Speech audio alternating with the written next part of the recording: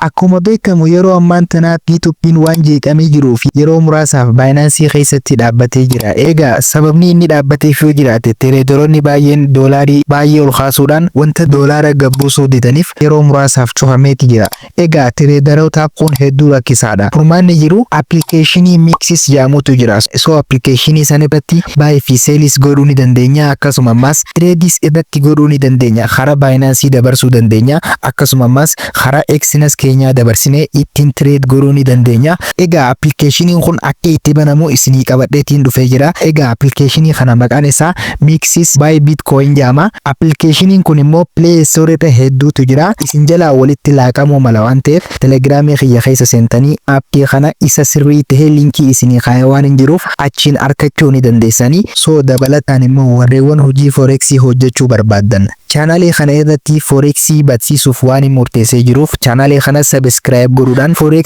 fi akkasuma tradingii baay'ee asirratti barachuu ni dandeessan. Ammoo odoo haasaan dheeressin akkamitti akka MEXC buy Bitcoin itti banataniin isinitti agarsiisa. Karaa viidiyoo waliin haa dabarru.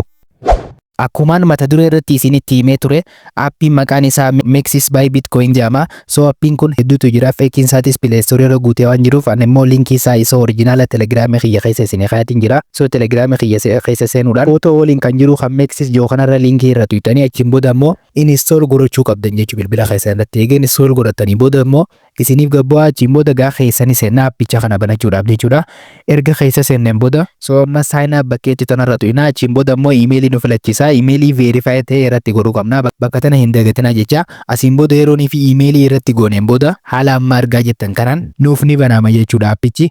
Egaa appichi amma kan nurraa barbaadu national ID fi akkasuma appicha kana verify godhuu qabna. Egaa P2P asirraan bitachuu ni dandeenya. Amma kun bituu fi gurguruu buy fi selliif nu gargaara jechuudha. Waan P2P Binance irraa jeeqamee jiruuf asin yoo bitanne hedduu bareedaadha. Asin ammoo iskaamariin hin baay'atu.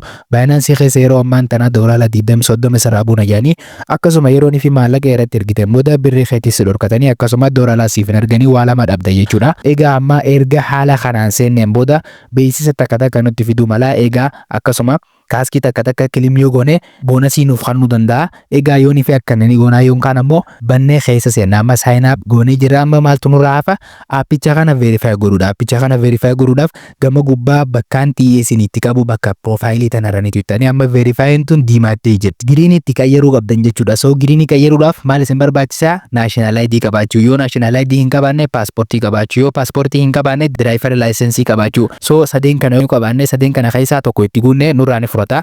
Egaa amma verify bakkeetu tanarra tu'inaa achiin booda ammoo ID kaardiin filadhaa. Isin ammoo paaspoortii fi wanta barbaadan filachuu ni dandeessanii. So amma gama duubaatii fi gama duraa nurraa barbaachisa. Egaa amma gama duraa footoo itti qaqqabnee haala kanaan kaasuu qabna. Akkasuma gaalaarii keessaa itti fiduu hin qabnu. Nurraa hin furatu waan ta'eef asumaan tu'inee national ID nu harka jiraachuu qabdi. Egaa amma haala argaa jirtan kanaan footoo kaasnee jirra. Erga footoo kaasneen booda immoo bakkumaan xiyyeessin itti qabatan irra tuquudhaan isinirraa ni furata. Egaa footoon kan isin kaaftan 4K takka 2Kdhaan ka'uu qabdi jechuudha. Egaa akka likkitti mul'atuuf jechuudha. Gama duubaatis haala kanaan gaggaragalchitanii ni kaaftanii. Erga kaaftaniin booda immoo haala kanaan isinirraa ni furata. Yeroo ni kaaftan national ID bichaa kaasuu hin qabdan. Waan cinaa jirullee mul'achuu qaba. Maaliif jennaan feekii jee waan yaaduuf isinirraa furachuu hin danda'u jechuudha. Asiin booda immoo gama jalaa kanarraa saambit bakka jaamtu jira. Asirra ni tu'ina. Yoo barbaade sa'aatii 24 keessatti nu qaqqabaa yookaan ammoo daqiiqaa 15 waan hin geenye keessatti nu qaqqabuu ni danda'a.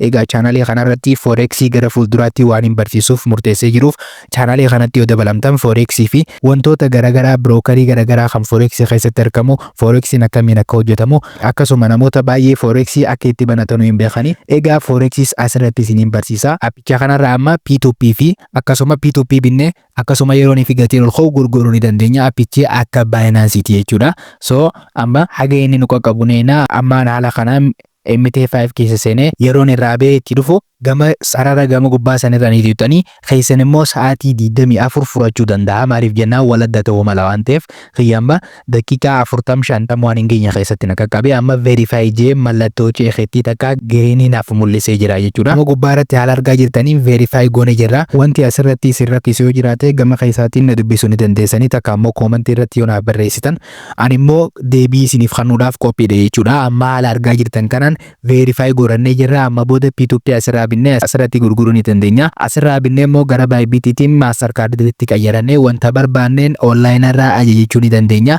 Egaa appichi kun akkuma Binance'ti jechuudha. MEXC appichi jedhamu kun akkuma Binance'ti, websaayitii ni qaba, waa hunda ni qaba. Binance fi inni garaagarummaa hin qabani. So XNC fi inni illee tokkuma jechuudha. Akkamitti akka asirratti kireet godhanii fi akkamitti akka P2P itti bitatan amma P2P haala argaa jettan kanaan asirratti nu mul'ata. Egaa amma haala argaa jettan kanaan gama gubbaa irratti buy fi sell ni qaba. Yoo bituu barbaanne gama P2Ptiin binnee akkasuma gurguruu ni dandeenya. Buy fi sellis ni qaba. Amma P2P bakkeetu tanarranii duna asiin booda immoo bituudhaaf jechuu P2P irranii duna. Egaa haala argaa jettan kanaan informationii dila kana asitti nuuf ni baasa. Egaa ammaan asirratti bituu waan hin barbaanneef nama baay'ee hin dhibu jeetii yaada. Asiin baankii akkaawuntii teessanirraa takka immoo wanta barbaadanirraa dabarsitanii bituu ni dandeessanii. Egaa kun namoota baay'ee hin rakkisu jeetii yaada. Yoo hin beekne immoo gama keessaatiin quunnamuudhaan an karaa isin qajeelchuu ni danda'a. Appiin kun ittiin tireet godhuudhaaf baay'ee takka nu gargaara. Waan P2P'n jeeqamee jiruuf bilaashitti maallaqa keessanii fi akkasuma doolaara keessan hin dhabinaa jechuudha. Egaa P2P'n waan amma jeeqamee jiruuf P2P'nis yeroo muraasa keessatti ni deebi'ee jaamee jira. Warreewwan Forex barachuu barbaadan asirratti Forex jalarraa haga gubbaatti haga naaf danda'ame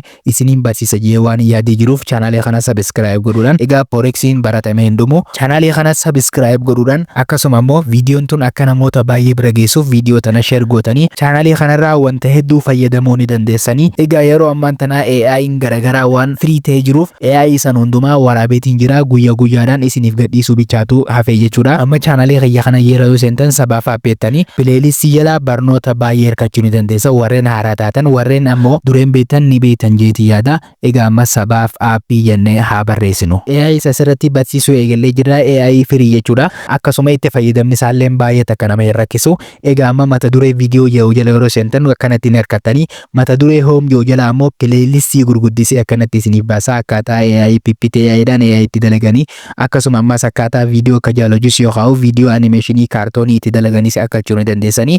Amma pileelistii bakkeettu tana jedha. Pileelistii hedduutu jira. So barnoonni TikTok as jala ni jira, barnoonni YouTube ni jira, akkasuma ammas barnoonni Facebook ni jira, akkasuma ammas barnoonni YouTube ni jira. Akkaataa YouTube itti banatan akkamitti akka YouTube guddifatan akkamitti akka viidiyoo viral godhachuu danda'an YouTube irratti jechuudha. Egaa obboleewwan viidiyoon keenya kan har'aa kana fakkaataa haga viidiyoo biraatiin walitti deebinutti nagaan nuuf tura.